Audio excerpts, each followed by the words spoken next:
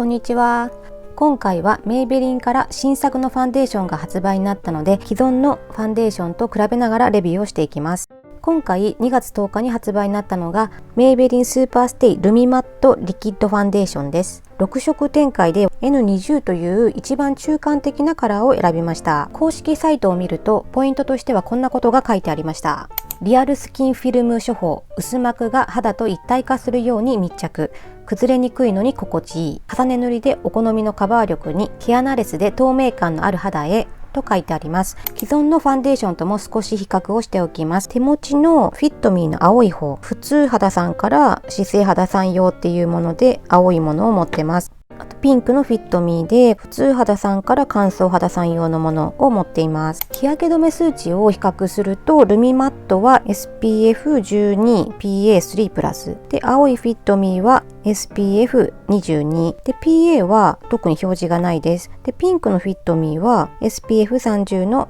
PA3 プラスになっています。色展開はルミマットは6色、青フィットミーは15色、ピンクフィットミーは8色になっています。ルミマットはナイアシンアミド配合と EC サイトなどには記載がありました。で表示成分を見るとここに記載があって、全体で見ると後半の方に書いてあるかなと思います。多くはないのかなっていう印象です。ナイアシンアミドで言うとピンクフィットミーにも入っていて、上から7番目かなに書いてあるので、ナイアシンアミドはピンクフィットミーの方が多く入ってるのかなっていう感じがします。フィットミーは公式サイトにアレルギーテスト済み、ノンコメドジェニックテスト済みと記載がありました。仕上がりとしてはこちらはルミマットって書いてあるので、ちょっとツヤもありつつマット仕上がりなのかなっていうところと、青フィットミーはマット、ピンクフィットミーはデューイー&スムーズって書いてあるので、ツヤ感のある仕上がりなのかなっていう違いがあるかと思います。じゃあ腕で比較してみます。ルミマット、青フィットミー、ピンクフィットミーでのせました。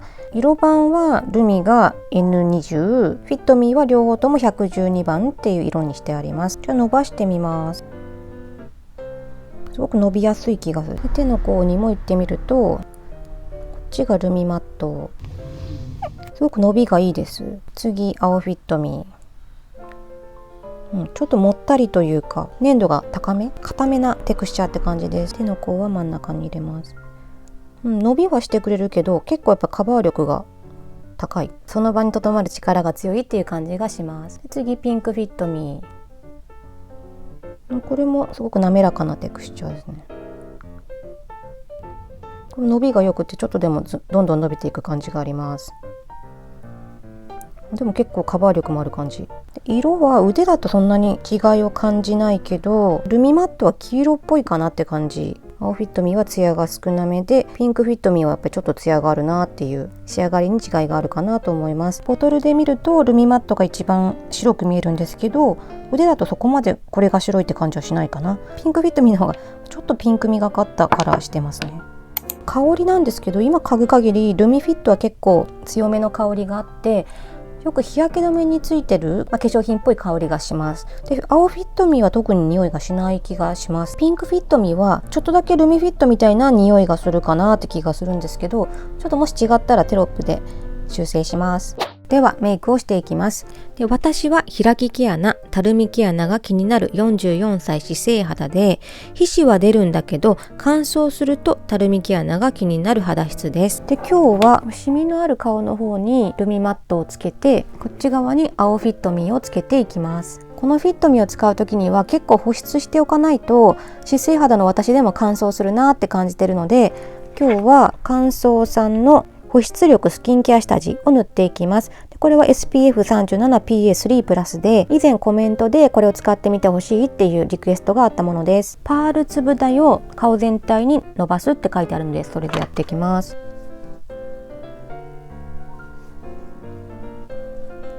無色透明で伸びやすくてすごい使いやすいですね。で、ルミマットは崩れにくく仕上げるポイントっていうのがホームページに書いてありました。崩れにくい肌を仕上げるポイントとして、半プッシュ小さめのパール一粒大を全顔に使用で、あと化粧下地で肌を整えた後、半眼ずつ顔の中心から外側に向かって素早く伸ばすでタッピングして肌になじませる。特にカバーをしたい部分は重ね付けをすると綺麗に仕上がると書いてありました。じゃあそのようにしていきます。半プッシュって言ったけど半感なので少なめに取りました。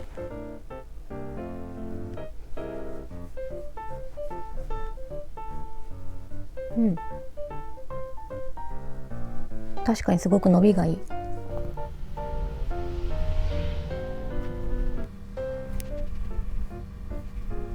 伸びはいいけど確かにピタッと止まるので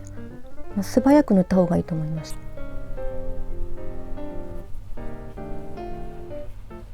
一度塗りだとこんな感じです。ちょっとこの辺のカバー力が物足りないのでもう一回塗ります。タッピングするといいって書いてましたよね。あんまりタップすると取れちゃうかも。伸びはいいけど毛穴の奥にスムーズに入ってくれるかっていうとちょっとブラシとか使った方が綺麗かもしれない。ここをもう一回足します。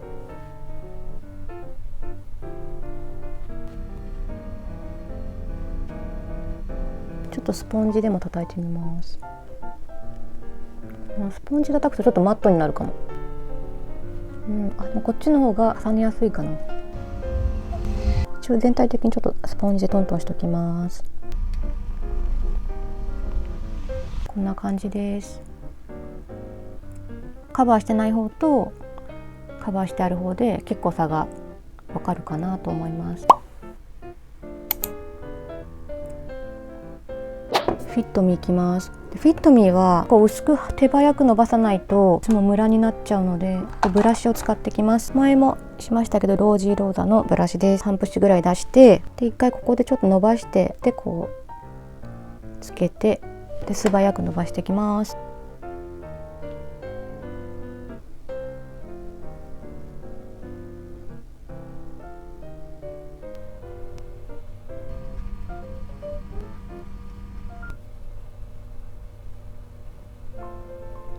足りなかったので足します。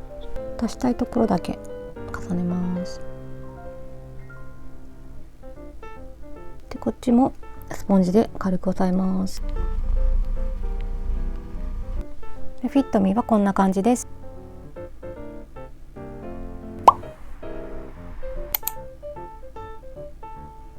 じゃあパウダーはコーセーのメイクキープパウダーをつけていきます。フィディミリのシルキーパウダーブラシ882番を使っていきます。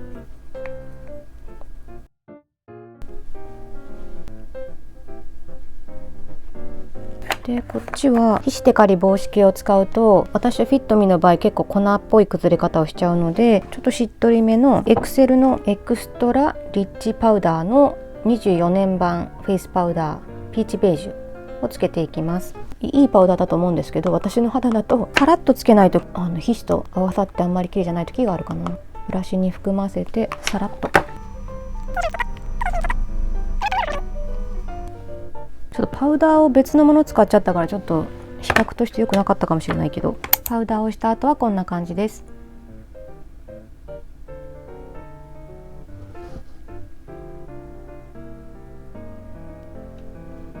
パウダーがマットっぽいのを使っちゃったからそん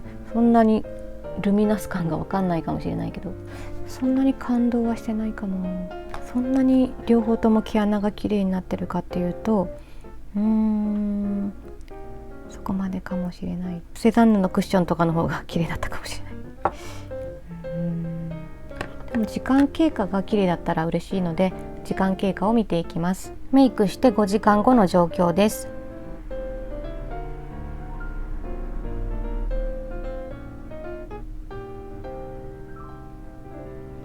ちょっとおでこは皮脂が浮いてきちゃってるんですけど使ったパウダーも違うんでちゃんと比較できないんですけどルミマットの方は頬の皮脂がほとんど浮いてなくてフィットミーの方はちょっと皮脂が浮いてきてるかなって感じです。両方とも綺麗かなと思います。ちょっと T ゾーンのテカリ具合とか鼻周りのテカリ具合はちょっとフィットミーの方が強いかなって思うんですけど崩れるってほどじゃないかなと思います。ちょっとこの後出かけるので少しティッシュオフしていきます。特にファンデはついてないと思います。特に崩れる感じもないです。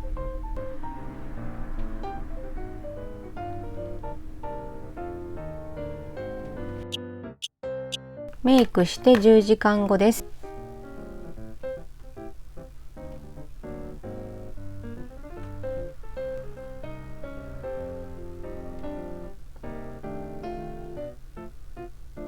T ゾーンはどっちもすごくテカってると思います。でも頬を見るとルミマットの方があんまりテカってなくて、青フィットミーの方がテカってるというか、もう取れちゃってるのかなっていうぐらいもう素肌が見えてるかなっていう印象です。でこっちの方がツヤ感はあるけどテカってないし、カバー力もそのまま残ってるっていう感じがします。鼻周りは両方ともすごく、テカってる。どこもこの辺はテカってるなっていう感じです。皮脂をティッシュオフします。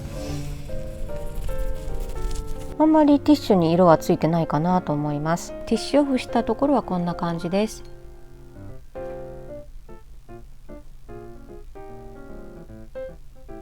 ティッシュオフするとどっちも結構綺麗で、どちらも特に毛穴落ちもしてないし綺麗かなと思います。ルミマットの方がカバー力の持続は強くって、青フィットミーの方はカバー力が減ってるかなっていう印象です。ちょっとクレンジングして見てみます。じゃあルミマットの方見ます。結構境目がすごく分かりやすいぐらいにカバー力が残っています。次フィットミーの方します。やっぱりこうくっきりとカバー力が残ってるのはルミマットの方かなって思います。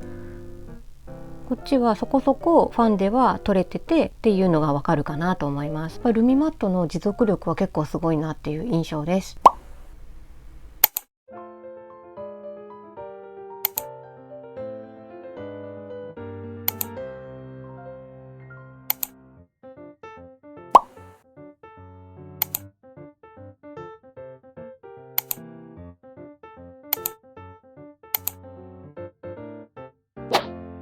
今回はピンクのフィットミーをつけて半眼比較していきます。昨日は青のフィットミーでロングラスティングタイプでマット仕上がりのものと比較しました。今日はピンクフィットミーで比較的保湿系ツヤ系のファンデと比較していきます。保湿系ツヤ系のファンデは皮脂崩れには強くないかなと思うので T ゾーンに皮脂崩れ防止下地を仕込んでみます。皮脂崩れ防止下地としてはプリマビスタを使っていきます。まず昨日と同じで乾燥さんの保湿力スキンケア下地をつけていきます。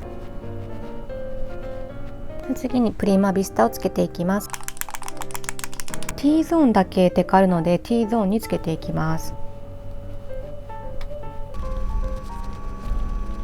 ルミマットをつけていきます。少量ずつつけるのがコツだったので少量ずつつけていきます。顔の中心から外側に向かって伸ばしていって、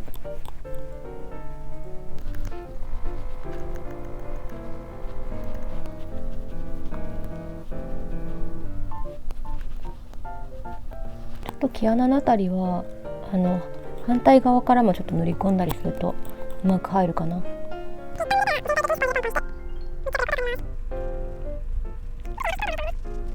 で重ねたいところだけ重ねます。重ね塗りのコツとしては本当にごく少量を指に取ってで広めにこうスタンプしてあげるのがいいかも。広めにスタンプというかな、同じ場所何回も触らなくていいように取ってでスポンジで軽くポンポンぐらいの方が密着しやすいかな。塗り終わりはこんな感じです。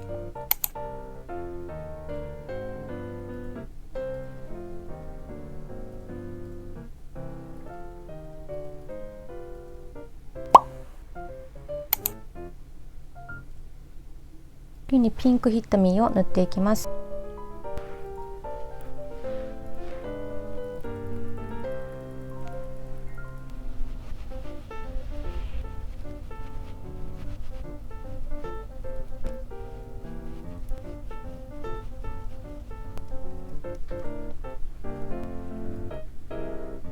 MAC の 270S を使います。小鼻のところの毛穴落ちが気になるので、ここを優しくさすっておきます。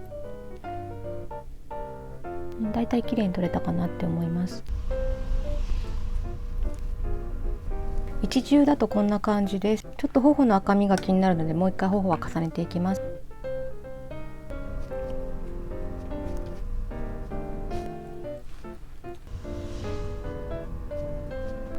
ちょっと乾かしてからポンポンします。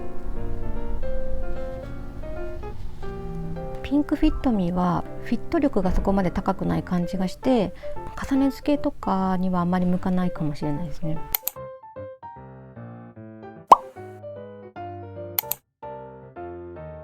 今日はちょっと皮脂崩れしそうなので、イニスフリーのポアブラパウダーを使っていきます。個人的には一番これが皮脂崩れしにくいかなと思います。パウダーをつけたところはこんな感じです。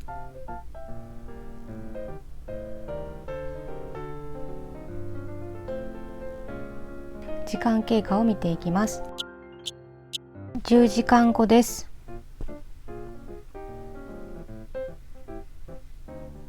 ほとんど鼻以外はテカってないと思います。鼻と鼻の下ぐらいしかテカってないかなって思います。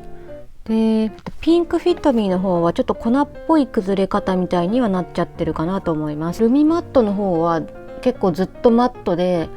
だからといって粉っぽい崩れ方もそこまでしてないかなって感じです。でも粉っぽくないかって言ったら、ちょっと粉っぽいかなっていうぐらいかな。おでこもプリマビスタとイニスフリーのポアブラパウダーの効果もあると思うんですけど、あんまりテカってないかなって思います。鼻だけかなって思います。特に毛穴落ちみたいな崩れ方もしてないと思います。両方とも。皮脂をティッシュオフします。特に両方ともファンではつかないかなっていう感じです。ティッシュオフした後も特に毛穴落ちとか目立たない感じで、結構綺麗な方かなとは思いますけど、でもこのピンクフィットミーの方はやっぱりちょっと粉っぽい、ちょっとムラになってるような崩れ方はしてるかなっていう気がします。ここら辺とか、ここら辺、こっちは、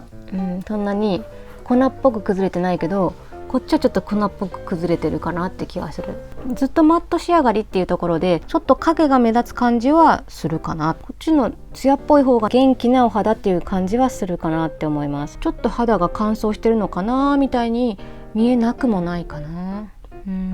全然2つとも汚くないんですけど、そんな違いは感じました。クレンジングしてみます。じゃあルミマットの方からしっかり残ってるなと思います。ピンクのフィットミー、しっかり残ってます。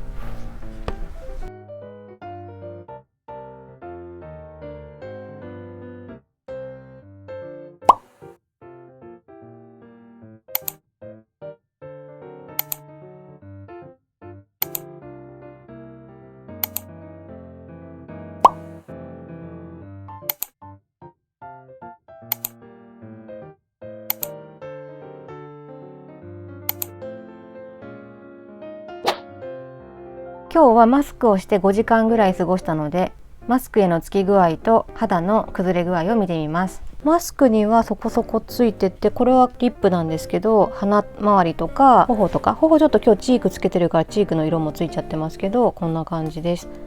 っぱりマスクに触れる部分はついちゃうかなっていう感じです。で、肌の状況なんですけど、こんな感じです。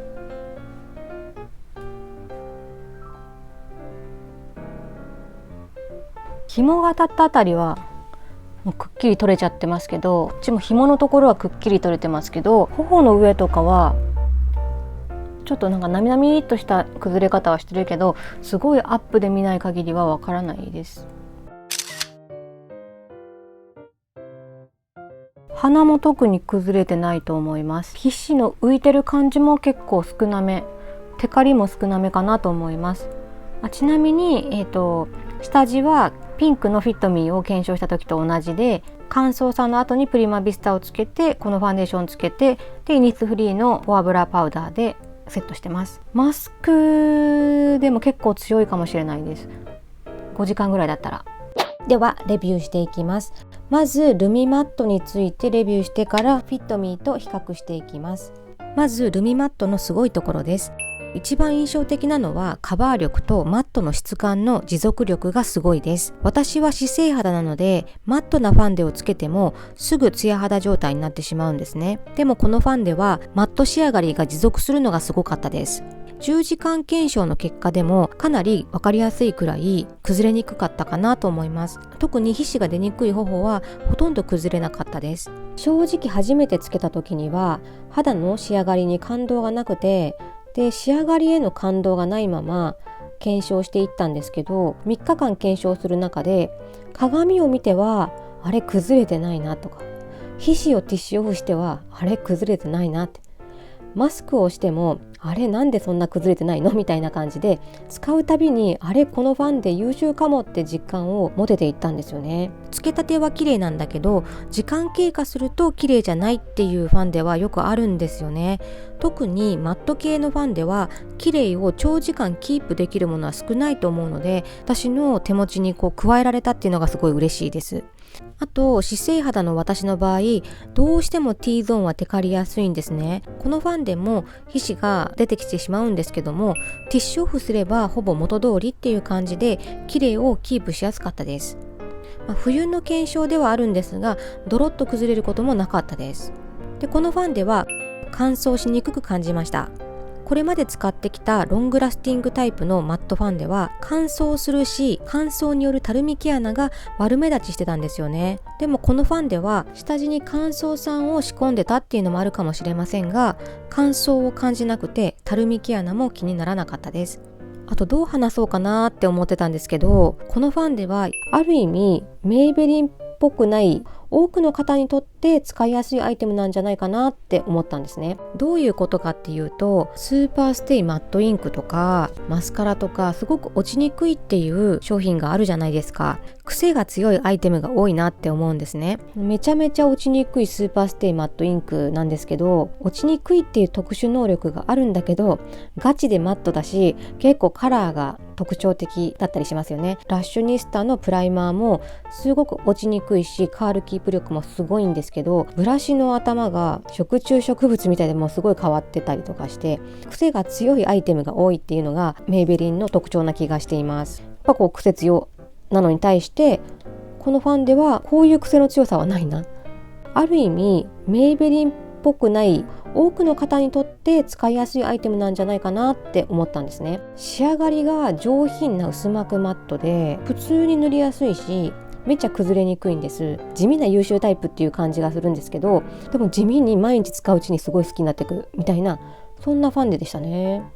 使う回を重ねて好きになってまうやろうみたいなファンデだったんです。反対にルミマットの気になったところについてです。で重ね付けにはちょっとコツがいるなっていうふうに思いました。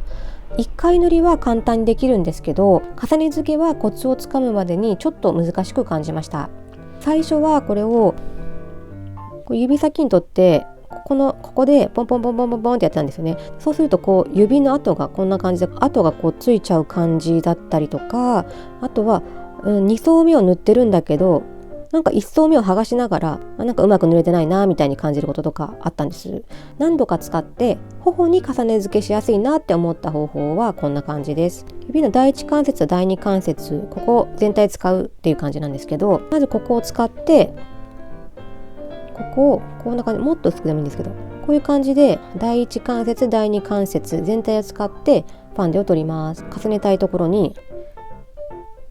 こんな感じで塗布する。でこれを重ねる。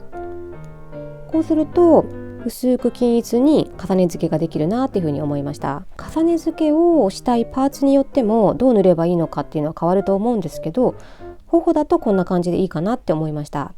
で私はファンデーションの持ちを良くしたいので、こうやって塗った後にスポンジで軽くポンポンポンポンってしますけども、気にならない人はしなくてもいいんじゃないかなって思います。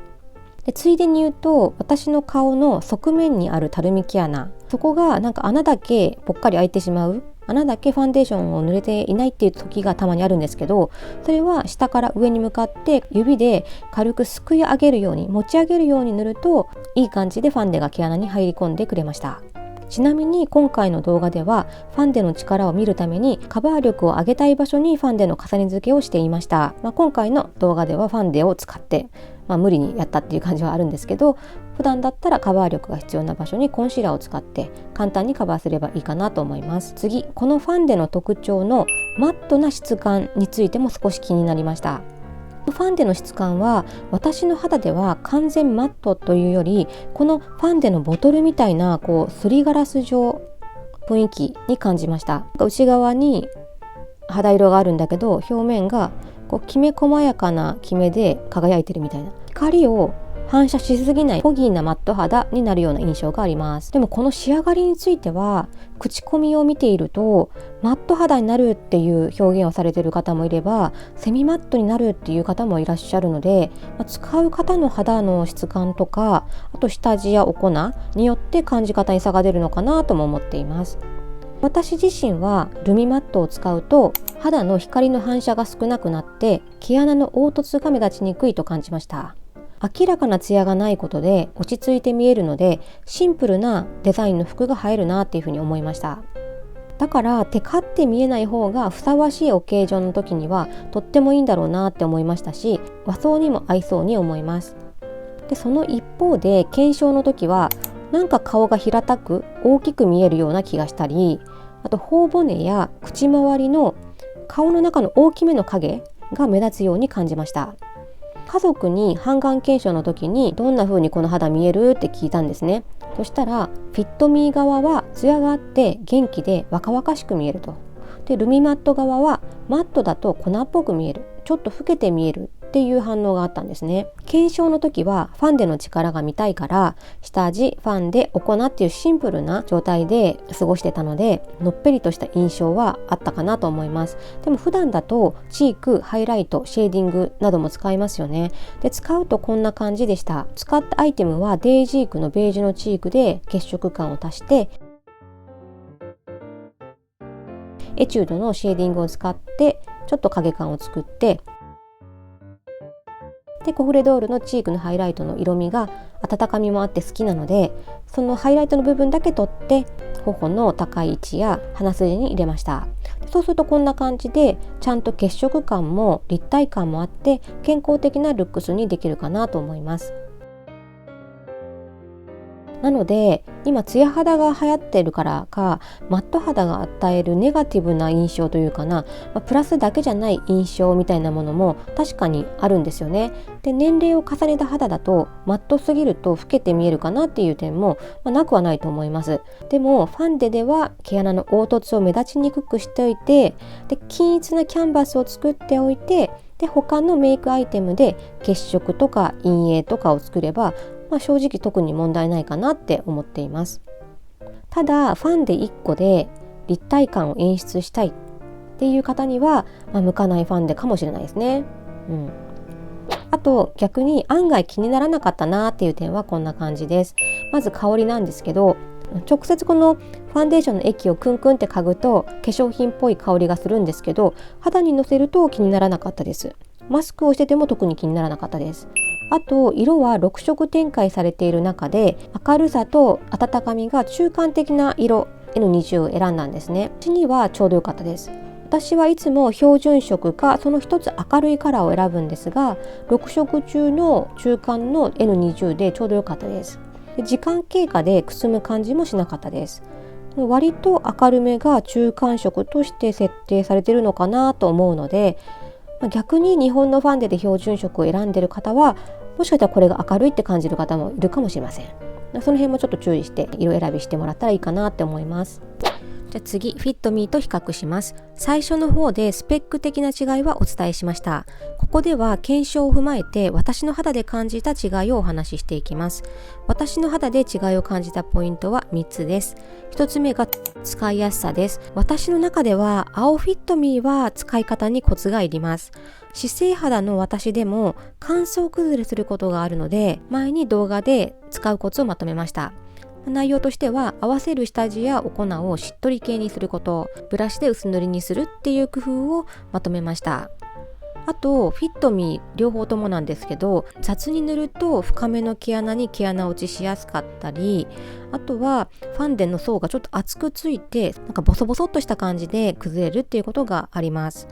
まだファンデが乾いていない状態だったら、動画でもお見せしましたけど、こういう密度の高いファンデーションブラシで毛穴落ちしてるところをサササってしたりとか、あとはファンデーションが分厚くついてるところはブラシでサササっとするか、スポンジで軽くポンポンして余分を取ればいいかなと思います。あとは重ね付けのコツはさっきお話ししたんですけど、基本的には塗るコツはあんまりいらなくて、指塗りでも綺麗に完成できるかなと思います。あと毛穴落ちもしにくいです。そんな違いを使いやすさでは感じました。で、次仕上がりとしては、青フィットミーはさっきもお伝えした通り、私はブラシ塗りをしてるんですね。で、ブラシで塗ると薄く塗れるという特徴があって、でこれ本来はマットの質感なんですけど、ブラシで薄く塗ると私にはセミツヤぐらいの仕上がりになります。で、ピンクフィットミーはデューイーでツヤ肌っていう質感になってて、でルミマットはさっきからお伝えしてる通り、すりガラスっぽい薄膜マットっていう感じなんですね。で、そういう違いがありました。仕上がりの質感は本当にそれぞれの方のお好みが分かれるところかと思うので、ご自分のお好みで選んだらいいところかなと思います。で、あと時間経過の状況なんですけど、つけたてのカバー力はそんなに違いを感じなかったです。時間経過とともにフィットミー、この両方はテカリとファンデが薄まるような現象を感じました。で、ルミマットはテカリはするんだけど、ティッシュで皮脂をオフするとカバー力がまだ全然残ってる、ベースメイクの膜がそのまま残ってるっていう実感がありました。時間経過で言うと、この3つには私は結構大きな差を感じてて、やっぱりこのルミマットがかなり強いなって思いました。あとコメントでメイベリンのファンデでどれが毛穴レスになりますかっていう質問をいただきました。毛穴って言っても、いろんな毛穴の悩みあると思うんですよね。詰まり毛穴もあるし、開き毛穴もあるし、たるみ毛穴もあるし、ファンデを塗った時の毛穴落ちっていうお悩みもあるかと思います。で、私の肌悩みは開き毛穴とたるみ毛穴なんですけど、その点ではルミマットが目立ちにくいと思いました。マットに仕上がる分、光を反射しにくいので、開き毛穴とかたるみ毛穴の凹凸が目立ちにくいです。で、あと塗るときに毛穴落ちしにくいのもルミマットでした。で、もちろんフィットミーもブラシで塗るとか、下地やお粉を工夫すれば毛穴は目立ちにくいなって思っています。ただ、ファンデの単体の力としては、ルミマットが毛穴が目立ちにくいなって思いました。プラスルミマットは乾燥しにくいので、乾燥でたるみ毛穴が目立つっていう現象も感じなかったです。メイベリンに限らずなんですけど、もし乾燥でたるみ毛穴が目立つときは下地を保湿系にする。で、あと、ブラシなんかで薄塗りにするっていうことをすると、結構目立ちにくかったりするかなと思います。あと、詰まり毛穴の場合、毛穴から出っ張ったものがあるっていう状態をファンデで隠すのは難しいんじゃないかなって思います。個人的にはオイルクレンジングなどのスキンケアを続けていくのが大事かなって思います。前にクレンジングについては動画をまとめてありますので、よかったらご覧ください。全体を通してこの3つを比較すると、フィットミーは2000円弱っていうプチプラで、そもそも優秀だと思うんですけど、塗り方とか合わせるアイテムを工夫することで、アラフォー姿勢肌、毛穴が気になる私も愛用してきたファンデです。ルミマットは3000円近くて、メイベリンの中では多分一番高いくらいの商品だと思うんですよね。価格差はフィットミーの 1.5 倍の差があるんですけど、個人的にはこれの 1.5 倍以上の優秀さを感じたんですよね。何を塗ってもマット肌が持続しない姿勢肌の私なんですけど、長時間これだとマットにできるんですよね。で、それ今までデパコスのファンデ使ってもそんなにマット肌を持続できなかったので、ルミマットは結構特殊能力の持ち主なんだと思うんですよね。私メイベリンが出してくるもうこういうスーパーマットステイインクとかラッシュニスタのこのマスカラとか、たまに出てくるこの特殊能力、もう落ちない特殊能力みたいなものが大好きなんですけど、ルミマットについてもまたメイベリンやるやんって思いながら今レビューしてます。あんまり褒めすぎて皆さんの期待値を高くしてしまっても、じゃあ実際ルミマット使いましたって時に思ったほどじゃなかった、期待したほどじゃなかったっていう風に思われると嫌だなとも思うんですよね。